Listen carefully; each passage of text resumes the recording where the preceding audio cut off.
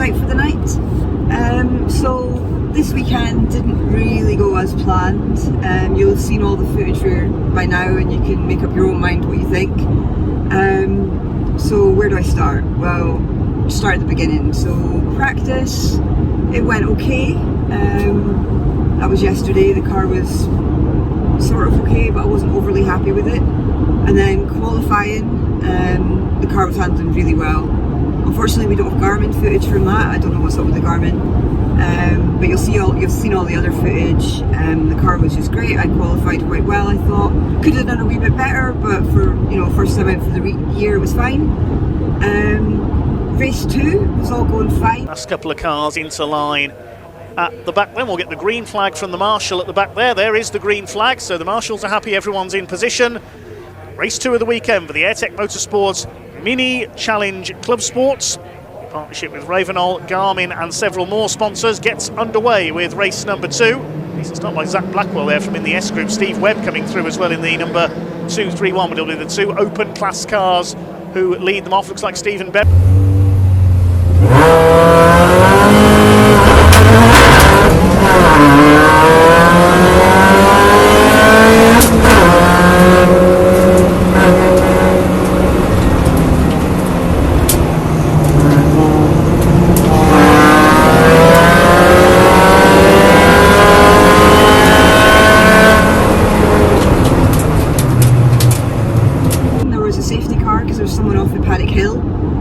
So we had to follow that for quite a few laps.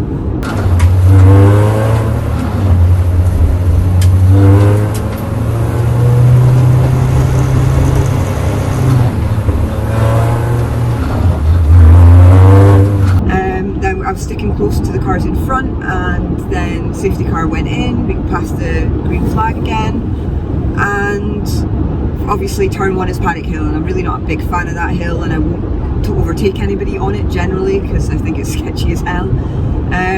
So the car behind me overtook me, so going up towards Druids, I think it's called, I could see the 2 minis in front. I was catching them both, and I know they were both R53s, and I know we've got bigger brakes. So one was on the outside, one was in the middle, saw a gap, so I took it. Unfortunately, there was contact between me and one of the minis in front, and basically I was up on 2, some say 4, like off completely in the air. I don't know, I haven't seen that footage yet. But basically I was up in at least 2 wheels, and I felt like the car was going to roll. And if you no longer go for a gap that exists, you're no longer a racing driver.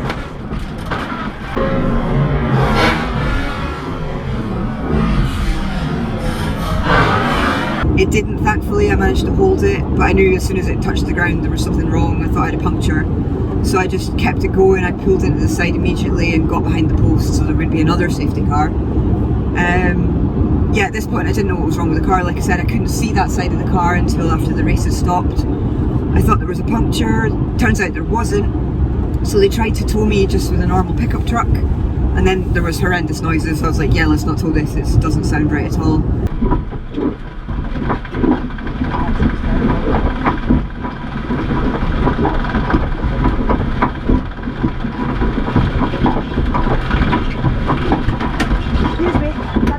It doesn't sound good.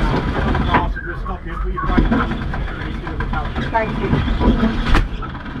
So we got a flatbed pickup, took it back to the pits, and when we got outside of our garage, noticed there was a heap of oil, and obviously there was parts picked up, like plastic trim and stuff, and some like round metal thing, which apparently was part of the drive shaft, that Marshall handed me in a glove because apparently it was very hot.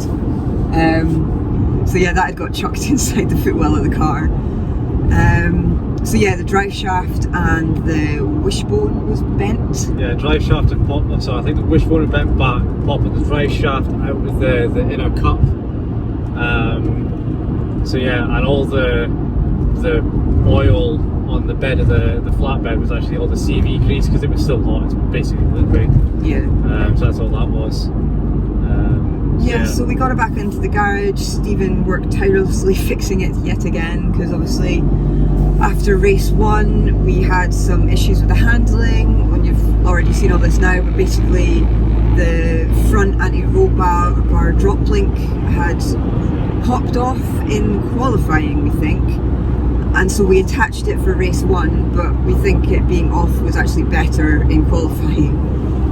So we actually removed it for race 2. Removed it, and the alignment was out as well. So yeah, I don't know whether it was your trip to the gravel or not, but the alignment was a bit too far out. So yeah, because in race 1, yeah, obviously it wasn't handling very well, and I was basically struggling to keep it on the track, and I didn't know, to me it was actually pulling power as well, because the radiator fan had stopped working, which I had no idea about, but I was just going backwards essentially. Like, I was suddenly right behind the Coopers again, and we were going round the top corner just before the pit lane entry, and I could see the Coopers behind me. I was looking in my mirror and I just didn't look where I was going and went into the gravel essentially. Managed to get out again, but for the next 3 laps until the checkered flag I was dragging my splitter, which also I didn't know I was doing. I could just hear horrendous noise. I just knew the alignment was out because it was handling terribly, so I just wanted to see the checkered flag.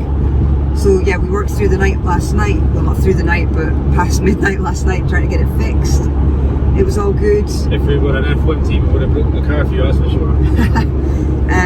So yeah, race 2 went out, but unfortunately we had that issue after the safety car restart. And then race 3, we're back trying to fix the car again. So like I said, got the new drive shaft on, new straight wishbone. What was that, wishbone? Yeah, new wishbone, new drive shaft.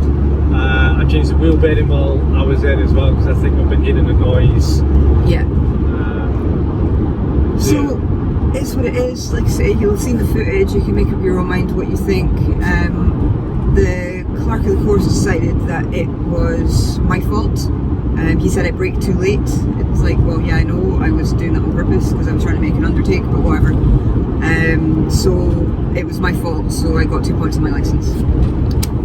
Not ideal. Both me and the other driver think they were a bit harsh, but it is what it is, so there's no point in arguing. Could have been a racing incident, but whatever, I'll take a slap on the knuckles, fine. Hi again guys, so we're still in the van going to the campsite, and I just realised I didn't actually speak about race 3 in that little overview there.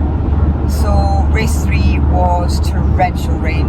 Stephen had worked, like we said, fixing the car from race 2, and we thought the rain would stop. Unfortunately it didn't, so we made the last minute decision, like quite a few people in the line up, to change our wets, and I'm really glad we did, because as we sat in assembly area it went dry just as we were driving to assembly, but then in assembly the heavens opened again.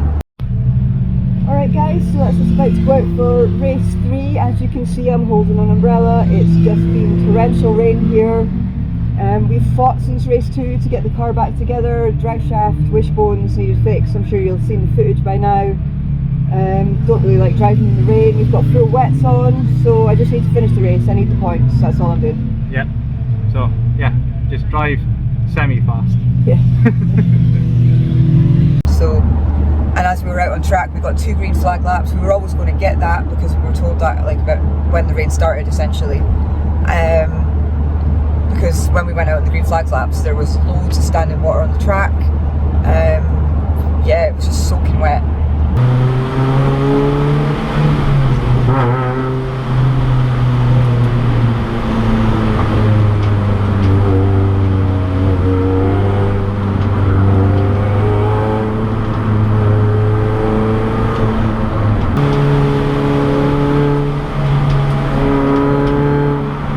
So, 2 green flag laps. I somehow spun exactly where I went off the last time, or where I pulled off the track actually.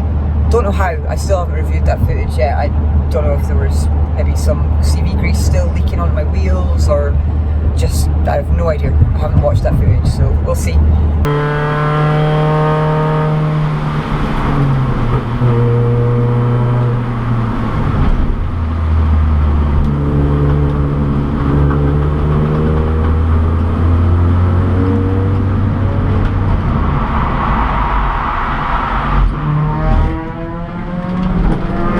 Managed to get back on the track, that's the main thing, and I've rejoined back in my original position before the start. So the race started, I got a reasonable start, but yeah, it was just sketchy conditions, so I just wanted to finish the race essentially. I just needed the points. so I wasn't making any, you know, hero moves or anything. So Paddock Hill, everyone was quite steady. I just got behind the R53 that was in front of me because I've started on the grid last, obviously, because I DNF'd in race 2. So I just followed them. Then the back markers started to come through and obviously let them past. And then there was a bigger gap between me and the R53 in front, so I was just like, okay, whatever, I just need to finish this race. It was pretty sketchy. The car was handling okay because we're on the wets, but I hate driving in the rain at the best of times, especially torrential rain like it was and lots of standing water. I just wanted to come home, I just wanted to see the checkered flag. So I was just letting people through because I don't want to spoil anyone else's race. And yeah, I made it back and the car's in one piece, that's the main thing. And we're now taking the car back to the campsite on the trailer, and it's in one piece, like I said, so that's the main thing. So the next time you'll see us out is at Castle Combe. Our race is actually in June. But yeah, thanks for watching, guys. Remember, if you want to get one of our new hoodies, it's down in the links below on our Buy Me a Coffee. That'd be really cool if you want to do that and support us. But anyway, see you next time. Thanks for watching, and remember, and like and subscribe and all that. Cheers. Bye.